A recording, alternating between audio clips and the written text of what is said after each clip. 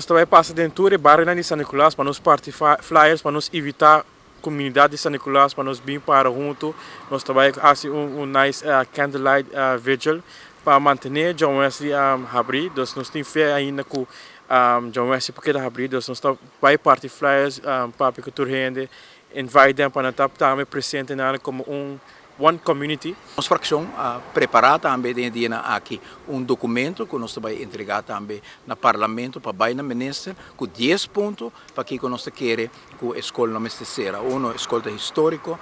Dois, é sinal robês para a ensinança, é sinal robês para o São Nicolas, como está em Cera de escola. E também é sinal pouco doloroso para personagem maneira John Wesley.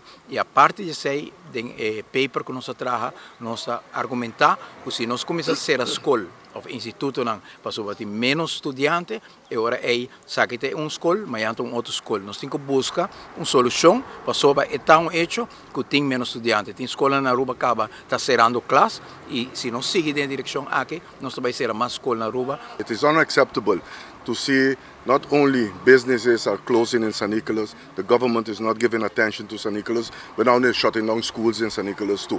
It is unacceptable. So the people of San Nicolas, we would like to invite you to come show support for John Wesley School, for it to remain open. Because if you listen to the excuses that they use to shut down the school, it is unacceptable.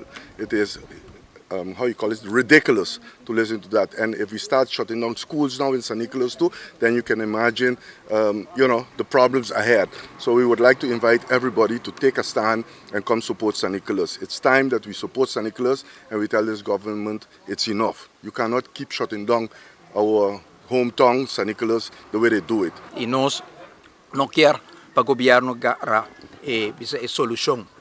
Of alternativa fácil, pero vai ter uma reflexão profunda para mirar como por evitar ser de escola para motivo que muito não também menos. E nós queremos que tenha americana e nós apresentar essa ideia nossa documentação também e nós para full trás e cres para dia 5 nós chama o pueblo de Aruba também para participar.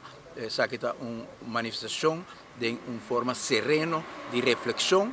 Riba, aqui com a nossa responsabilidade, arriba o mundo aqui, para nós por salvaguardar a educação. O evento está de 5 de junho, que está já vendo agora aqui, vamos começar a setor, vamos invitar o pueblo para chegar at least para 6 horas e meia, para nós começar a setor em ponto, onde nós também começar com o vigil Candlelight.